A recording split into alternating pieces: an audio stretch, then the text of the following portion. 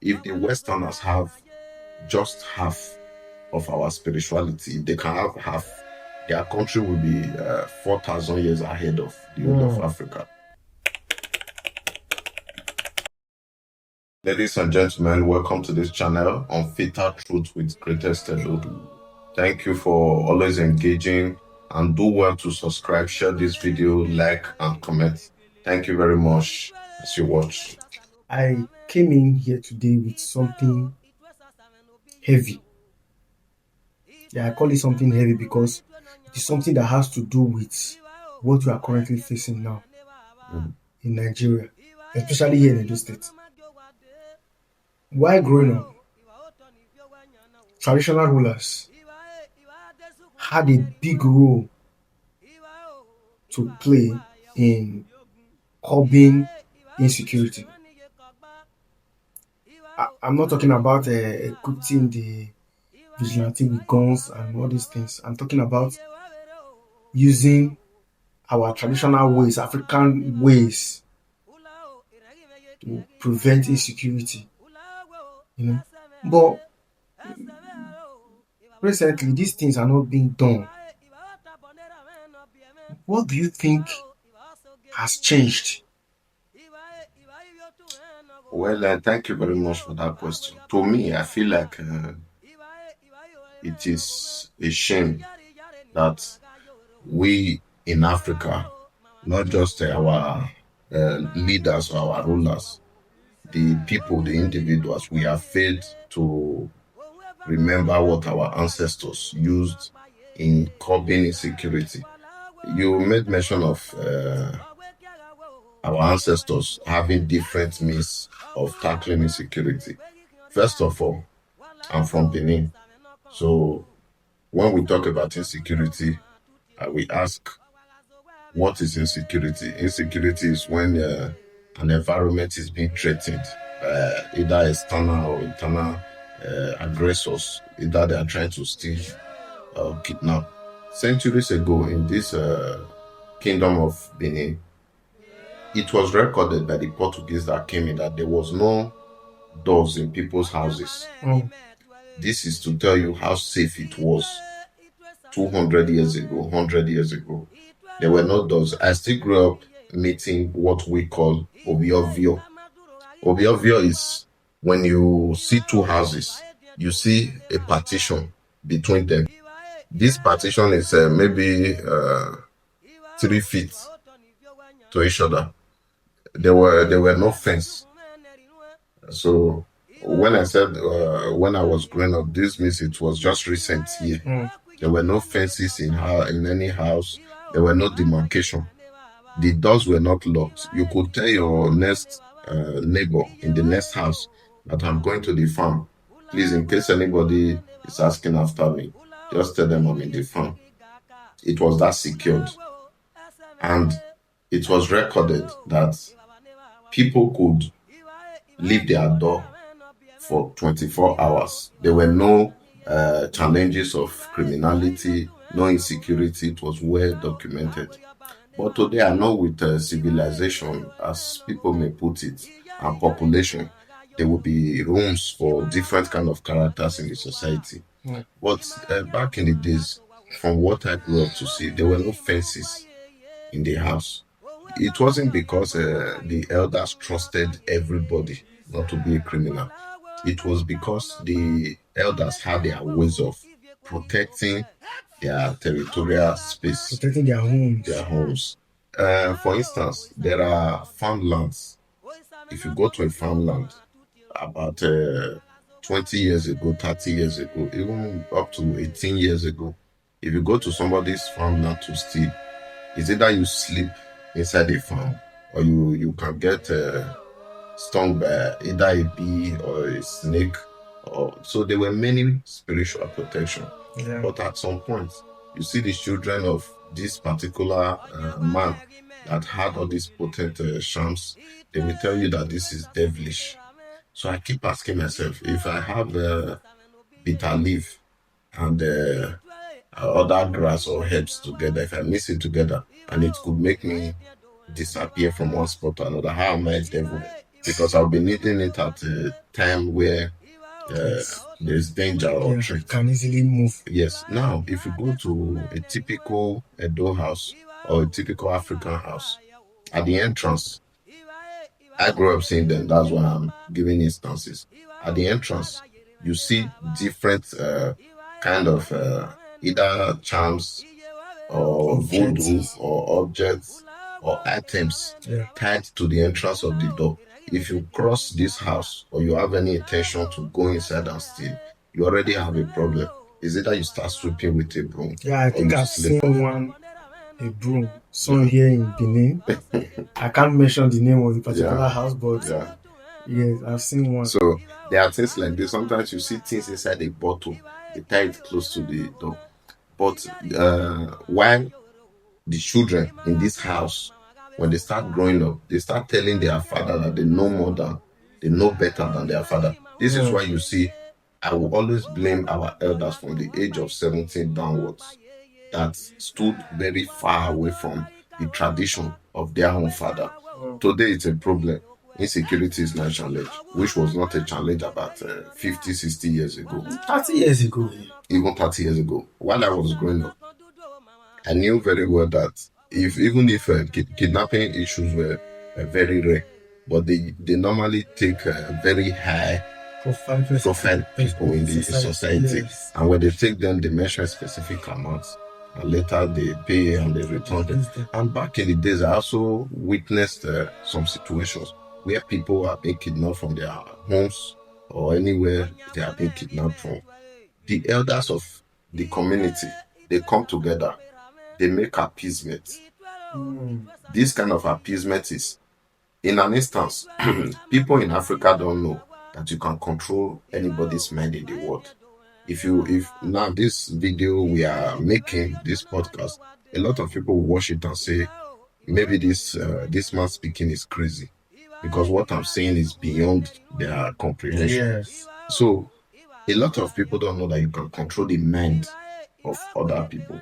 There are things you can do as sacrifice that will make those abductors to, release the people that they are holding hostage. If the Westerners have just half of our spirituality, they can have half. Their country will be 4,000 years ahead of the whole of Africa. But in Africa, we think we only have resources like mineral resources, coal, and no, that's not what we have. We are very grounded in spirituality and even more. Now, do you think religion, the African religion is still, do you think, let me call it the way it is, Christianity in particular, what role do you think Christianity has played in shaping this whole thing? Because a lot of persons, some traditional rulers, they switched from the African traditional way that we know to being Christians as well, doing away with these charms or these things that could protect the community. Because let me give you an example. While I was growing up, there was this high case of abortion in my community. So the women in the community came together and performed something called Ekbe. It was done for 7 days. They started by, I think, 12 at night to end by 4. They'll go naked around the community. And they swore that if anybody from this community goes ahead again to commit abortion, the person will die. And we had cases of deaths, up to like 6 after the whole this thing. That means if what they did could stop abortion, that means the traditional rulers as well have the powers, because then they could summon chief priests, say, come, they'll go and bury something at the entrance of the community, just like if you are coming to Ogume in Kwale. If you are going into Ogume, you see the entrance, you see the juju, the shrine there. There's always lights. They'll bury something at the entrance. Somebody cannot come into this community and harm someone and go scot-free. The juju will catch the person, or the voodoo whatsoever will catch the person. Do you think Christianity or Islam has played a role in making sure that these things are not active anymore? Well, talking about how religion has shaped our mentality as Africans, my belief is I don't go to church. I'm not a Muslim as well. I'm a traditionalist. And my take on that is, you know, people call it colonization, but I call it westernization. It's like leaving your identity to accept another man's way of life. In an instance, I was never dedicated with an English name because this was not the system of my father never knew what an English name is. So whichever name you see me bear today, I gave it to myself. This is to tell you because I felt like. So if a German man can or an Austrian man can say it's cause nigger and he's forcing me to pronounce it, an African man will laugh at me that I'm telling a white man that my name is Momo because the white man can pronounce it. You will never see a Chinese man forcing himself so bad inside China to speak English. If you go there, they will tell you Chinchon. If you can't pronounce it, you learn their language. If you go to Europe, they'll tell you if you don't speak our language, you can't get a job. So you need to force yourself, go to their school. Some of them will even learn it here in Nigeria before they travel. This is to tell you that those people know more about their culture and preservation than we Africans. Even the Europeans don't go to church as much as we do. Now, talking about Muslim, I think these people have their various traditions. I am not against anybody accepting whichever religion you want to accept. But if you know very well that this is what your ancestors did, then you can keep practicing it. I still see many Hausa people till today, not just Hausa, because Muslim Islam is more prominent in the north. So the people in the north, I still see many of them practicing herbs, spices, and so many things they also got from their ancestors. They don't call it fetish or devilish. That's why you see many people, even in Benin, Lagos, and so many other places in Nigeria today, they say we are selling manpower, we are doing this, but they are still practicing Islam. So for me, I think from my point of, or my opinion, these people has also kept to their past tradition. But if you come to Christianity, there is something I always find funny when a Christian say the bitter leaf that I squeezed in a cup and I sieved out the water, then I'm not taking it to lower blood sugar. That is devilish, is fetish. Forgetting that the same Bible they are trying to preach also said God created the heaven and the earth, meaning everything that dwells in it was created by God. So if a doctor from Indonesia can come to Africa to get the root of a mango to create a ibuprofen or paracetamol because he processed it to be white as a tablet, why do you think if I use the same herb, put it in a bottle and add my fresh gin that I got from the palm tree inside, that I'm doing something fetish or devilish? If I take cowries that is being processed into a necklace in London, if I make it as a necklace, use my traditional wool to sew it around my neck, you say I'm devilish.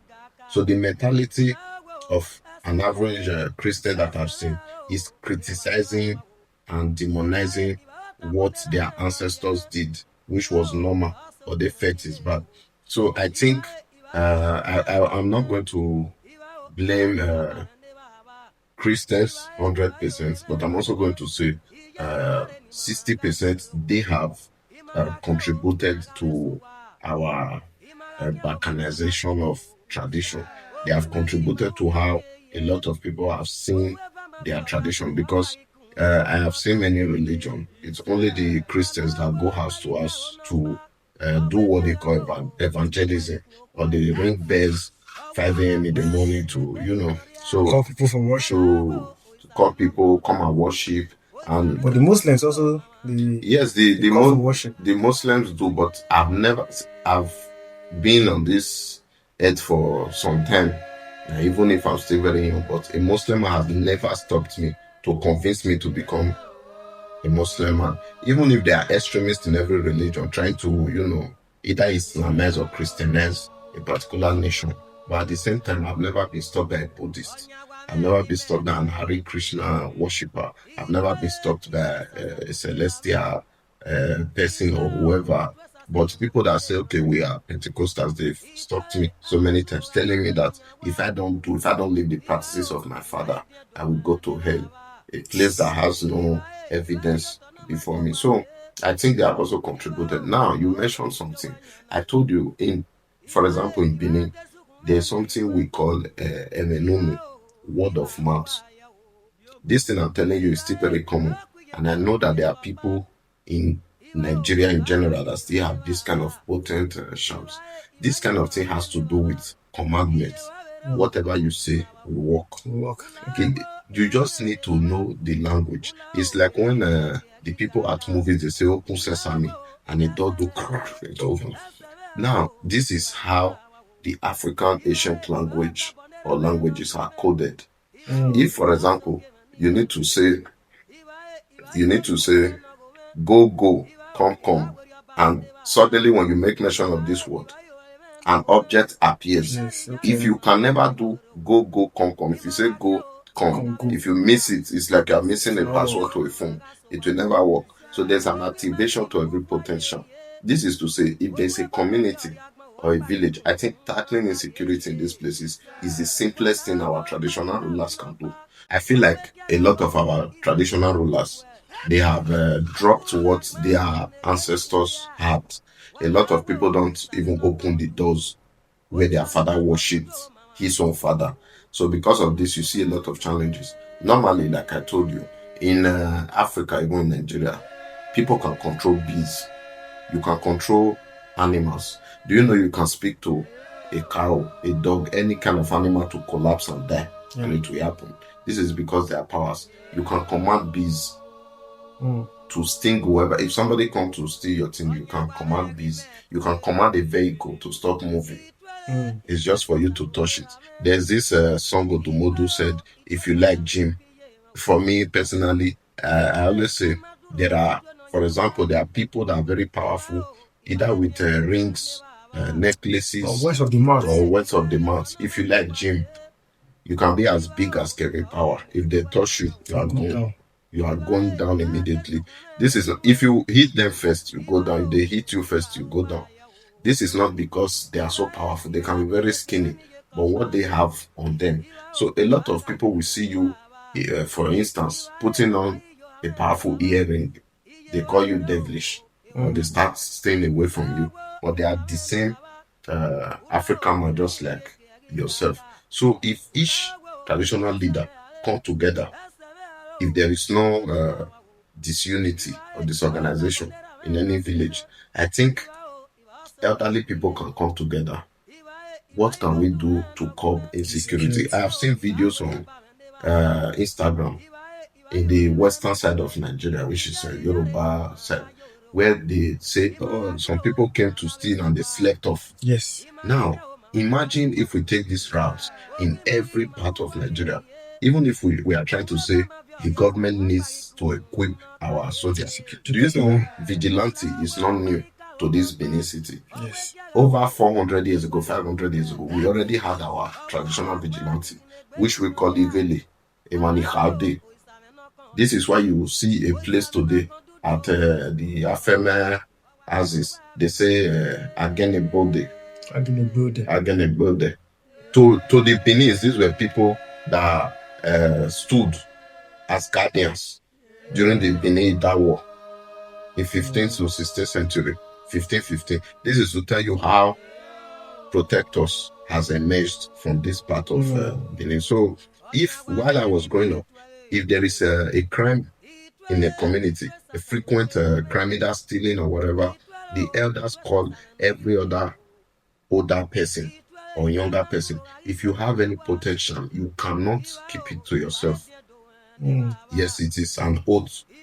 before your ancestors. You can't keep whatever will protect the community away from the community. So what do? Everybody brings every of their charm together, put it in one general ground, which is the ground we are working on. The ground is very powerful. And they pronounce what will come upon the people, bringing back the tension. Do you know there are things people plant in their houses, for example? If you go to these houses at night, it's going to be lighting, fire. Or you see bushes, you can't find this house. It's not because the place suddenly disappears. It's because of what has been planted in that particular house. Now, it is very painful that a lot of our fathers are paying either deaf ears or paying blind eyes, not paying attention to this. So I'm trying to ask myself, is it that they don't believe because they are older than us, they are our fathers? Is it that they don't believe anymore, or because they don't want to use it? Because a lot of our generations now, they don't believe. So if elders can come together, plant at the entry and exit of each community, there are things they can plant in these places.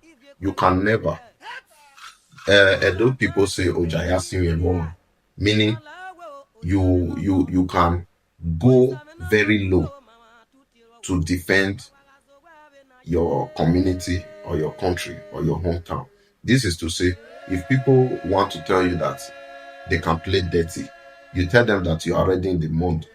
So it doesn't mean if curbing insecurity will affect your children or will affect anybody. If I have a child and you go against the rules of humanity, you are going in for it. I'm not protecting you for any reason.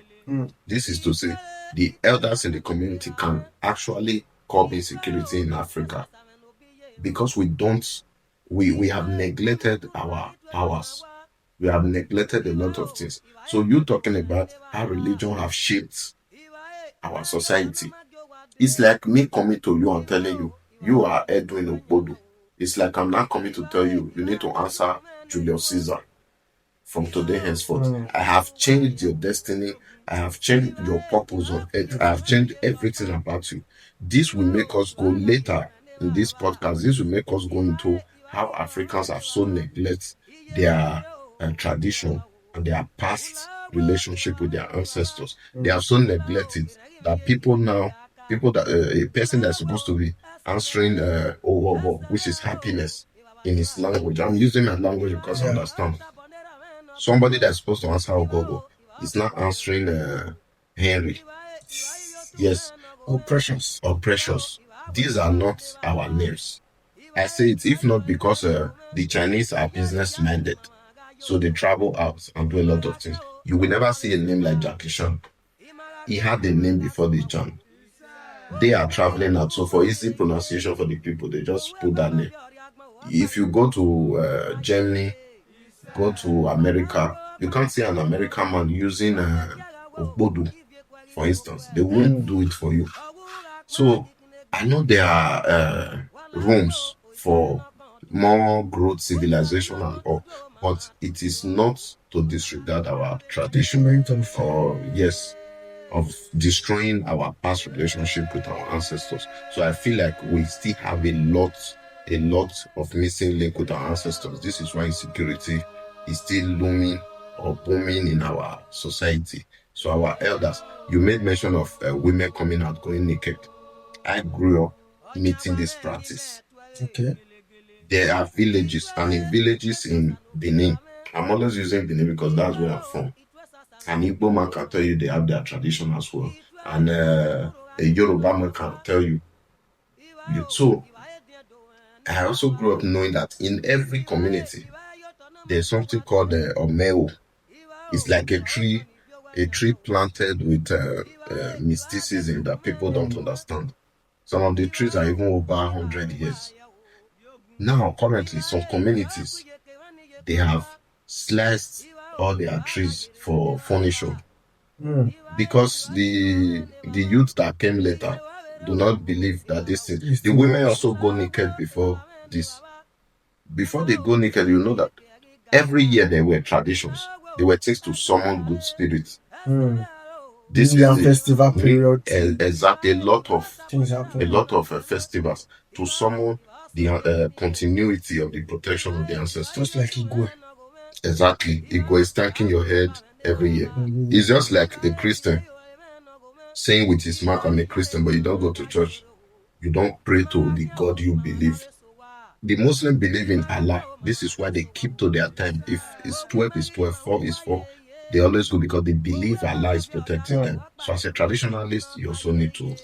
Now, I also want to chip in something. I think we not having history in our school curriculum anymore has a big role to play.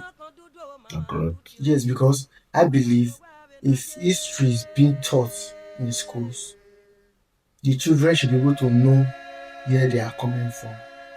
Now, I did history and international studies as my first degree.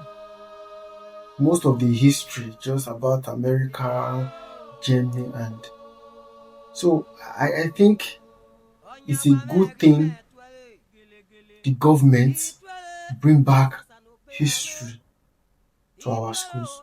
So in regards to bringing history back to school, I feel like a lot of our generation, do you know, it is what you introduce to a baby that he understands. If you take a baby away from Yoruba land, for example, take that baby to China, a baby of 2 years old, before 10, he will start speaking Chinese fluently.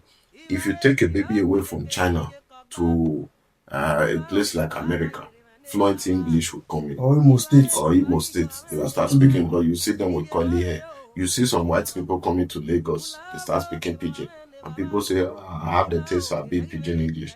This is because that introduction and continuity of what the people practice in this place is being taught.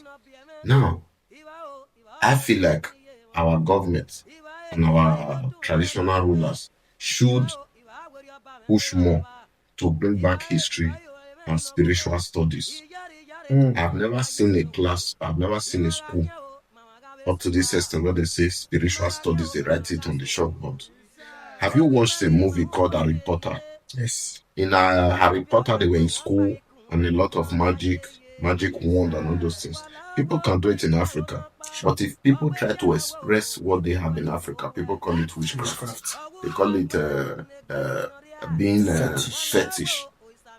This is because a lot of us have seen the skin of the white man to be more superior than us, inferiority complex. So if the government, which is the current government of Africa in general, if they don't have a lot of reason why they removed history from Nigeria in particular from our curriculum is because the history that talked about our colonial era and our administrative system actually concerns a lot of people alive today because most of them existed 60 years ago.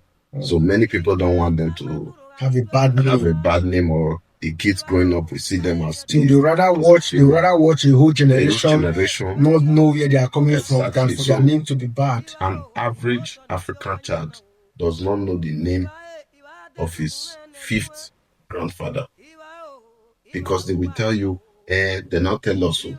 Make I call my papa. Just like the other day, I asked a child, where are you from? She said, Onwa. I said, okay, what's your language name? She said, I don't know. But you have a language name. She said, but I don't know my language name. And now I said, it's your mom. She said, my mom is. I said, your parents should be ashamed of themselves. They should. You are in Benin, and Onwa is just here. And you don't even know. I'm not even asking you to spell your language name. What is your language name? You don't know. But you know you have one. This is how bad. So, a lot of people have failed to connect their children. I see a lot of people today. They are either Yoruba, Igbo, Hausa. And you ask them, let me not even use Hausa. Because Hausa people, they speak their language. Sure. They speak their language. It doesn't matter. Do you know, if for instance, I ask an average Edomo or Yoruba or any other tribe, they will say, I grow for them, but they don't speak for me. For me. But trust me, the language of Edo people are even spoken lesser than every other language that we see. So for me personally, I'm afraid of extinction. God forbid. Now, if the government introduce history and spiritual studies, Put language. languages back to schools, you will see that the generation will be very woke. It's just that I feel like a lot of elders, when they say leaders of tomorrow, that word is just a trick to prepare the mind of the younger man to say tomorrow you will be something, but at the end of the day, a lot of people have degrees, they are not doing anything with it. This is because there are a lot of greedy elders that do not want the child to know that his great grandfather fought for the good cause of the community or the country. So, because if you realize the powers your great grandfather had, believe me, you'll be outspoken. You will come out in full force. So, a lot of people don't know. I make some videos and I post it, and people say, "Oh my God, I didn't know this." I'll be like, "How? How is it possible that You don't know you this? didn't know this simple history like this happened?" A lot of people think each name in Nigeria or the name Nigeria came as Nigeria. People don't even know how Nigeria was created. People don't know the wars. So, in as much as we are trying to talk about insecurity and talk about every other aspect traditionally and otherwise, so I feel like our elders and our traditional institution should try as much as possible to pressure the government, because the government are the final say when it comes to what we introduce as a subject to the students. So I feel like the traditional leaders should pressurize the government on bringing back history. If they don't do that, I feel like traditional leaders can also pay individuals to go to schools and teach. It's not just in Edo State, in the whole of Nigeria. They should go. Do you know an average Italian can tell you this was where this rock is 2,000 years old? They can tell you. A Chinese man can tell you that in Shangqing in Hong Kong, this rock It's even far. In Hausa, they teach them Hausa in school. Purely. And if I don't know how to speak Queen's English, or I don't know how to speak, people will start laughing at me. But if I speak your Edo fluently, is that not stupidity? I've traveled. You see somebody speaking Dutch, and you tell them, I don't understand what you are saying. They don't care. They just want to express themselves. Yes. You see a Chinese man tell you, ni oma, they try to, or they tell you chiche, chiche. I don't know this, but they don't care. So why can't I tell you Owese in Edo language? And you just take it, and you take it like that. So if I go outside now and speak a bad English, which is not my language, I was forced to learn it because of easy communication and easy access to many places. My own African man will start laughing at me that I'm not educated. I'm speaking bad English.